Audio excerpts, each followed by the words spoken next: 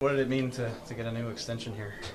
I think it gives us an opportunity, gives me an opportunity to stay here with the organization where I want to be, and an opportunity to achieve the goal that we're set forward is trying to win the area championship. Is it, and you're a low-key guy, we appreciate you giving us the time, but, you know, when your name comes up in these conversations and then immediately after that happens, you get a new deal with the Cowboys, I mean, does that recognition or mean anything to you that people around the league are paying attention to what you're doing? Yeah, it does, and really what I want to deflect the attention that I get is to the group that we have. I mean, it's the full process, but I do appreciate the people looking out and saying that, you know, I'm doing a good job at what I'm doing. I think it's not good enough because we still haven't held up the trophy yet. So. When you first got here, did you ever imagine spending this much time in one position, given the nature of this league and how difficult it is to do that? No, I mean, blessed and thankful for that opportunity. One of the things when I stopped coaching, it was so my kid could grow up in the same place, and I was fortunate enough to be at that point and, you know, be with the organization that long. So how much better is this now that there's a semblance of normalcy with the scouting process? It gets us back to what we're used to doing, but we've also learned so many things from the way we've had to do it the past couple of years. So that increases our opportunities to talk to players, to find out more about them, to do all that. But it is great for everybody to be back. It's just it's the norm. You get to communicate with the players and all those things. So it does bring us back to some sense of normalcy. Can you sense a difference between where you are as a staff right now? You know, guys weren't allowed in buildings and weren't allowed at games a lot of times last year. Like, do you feel more ahead of where you were last year? It's just different because we've found a way, again, credit to the guys, of finding a way to adjust to the conditions. So I feel good about what we learned in that new process and then just adding it to the process that we use now, that we're able to get out in front of them, go to schools. You know, it's how well can we dig and get information and find out more about players. Whether it was Micah in the first round or some of the defensive linemen y'all were getting in the middle rounds last year who made an immediate impact, what worked so well in your evaluation process last year? Like, what do you credit finding those guys? Number one, it starts with the college scouts being on the road and gathering the information. What we had to do, what those guys did was we looked at 19 tape, 20 tape, and so we got ahead. If we're not able to be in the schools, what do? Well, not only do we scouts gather information, but it's evaluation.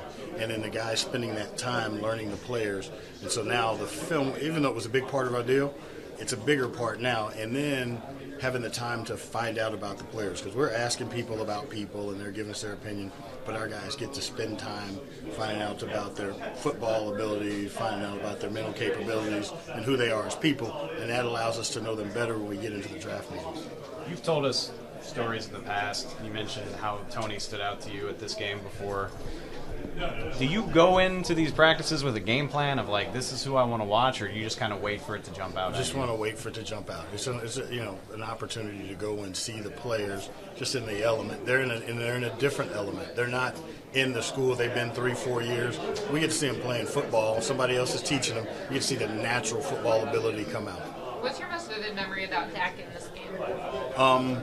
It was the talking to the opposing team's coaches. I think it was Jacksonville's coaches at that time, and how impressed they were. We saw some of the stuff that he did on the field, but when we went to go interview players, when we switched squads, and everybody talked about him that way, about him being a leader and the way he had everybody follow him.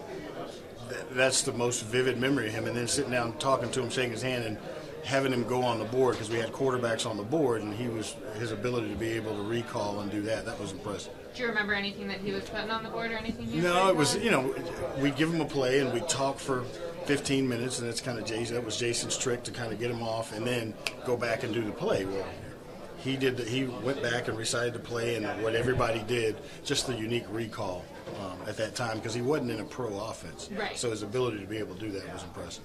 I know it's not a hard and fast rule, I get that, but y'all have drafted 18 Senior Bowl players in the time that you've run the draft.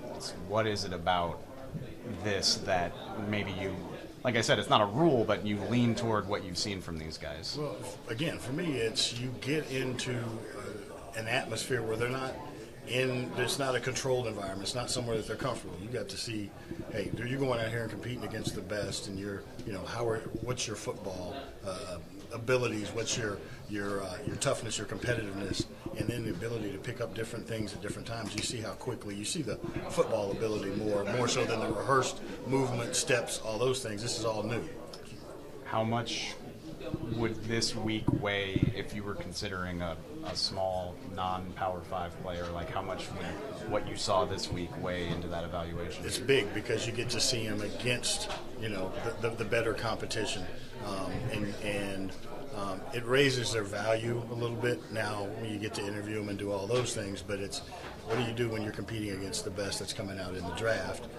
You're not playing the smaller schools, and now you're going against the bigger guys, so it's an opportunity to see how competitive you are. This is the first year in 3-4 years that there's not uncertainty about who your quarterback is going to be for the foreseeable future. How does that impact your personnel process? Our personnel process should stay the same throughout it. We've got to evaluate all players like we don't have anybody. So we want to go into it with a lens of it doesn't matter who we have on the roster. We want to evaluate these guys, give them the right grade, come to that conclusion, and then put our board up. And then because you never know, you're not one player away. Along the same lines, how much does having Dan back help y'all just in terms of you got this relationship, you know what he's looking for, that type of stuff? I think it's the continuity of our whole process. When you have a coach that comes in and says how he's going to use players and identifies it, and now we know what to work off of and finding those guys. But not only that, but he brings an energy. Him and Mike both bring an energy to the whole process and saying what they want and then describing it. And the longer we're in that thing together, the better we'll get, and we'll be able to find those guys, not only at the top, but it's finding those guys in the middle and late free agents because they have some of the traits we need.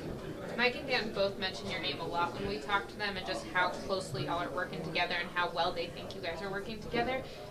What's a moment or two that stands out just in the last couple of years working with them on town? Like, whether it's J-Ron, you've had so many wins on the personnel side. What stands out most? I think, J-Ron's a really good example. How did you all decide that? Well, we looked at him, and really in the NFL, safeties, unless you're a starter, you're going to play on special teams, you're going to have a role. Well, we looked at him, and then when Dan was like, okay, this is how I can use him, we felt good about giving him the money that we did in free agency and knowing that there's a role for him. And then Mike, when we go through the draft, it's unique the way that he listens to it because we'll go through the area and then we'll hit it together as a group. So he begins to know the players, and then what he does is he checks everybody's conviction based off of the first presentation, the second presentation, the third. You check your conviction and make sure we're all on the same page. Is that there's not one right way to do it, but is that a different process than the previous staff had in terms of? No, it's we maintain the same process for the most part, but it's plus the fact that we didn't go to schools and our scouts were the openness of being able to talk about it and then being educated about what they want to do and how they want to do it.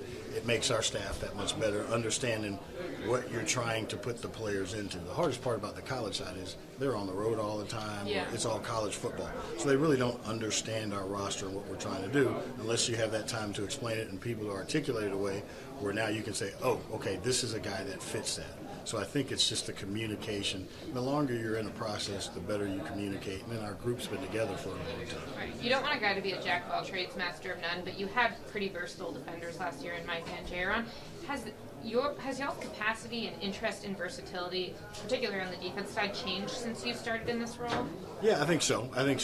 Every coaching staff has a system that they put in place offensively or defensively, and one of Dan's deal is versatility because the game has changed. It's not just the typical 21, hand the ball off to the back, personnel, and offenses are using people differently too. So the more versatile you can be on defense, the better you can match up with those strategies. And that's what we're always trying to do is find big, long, fast athletes so we can match up. Now it's the coach's job to teach them what they need them to do.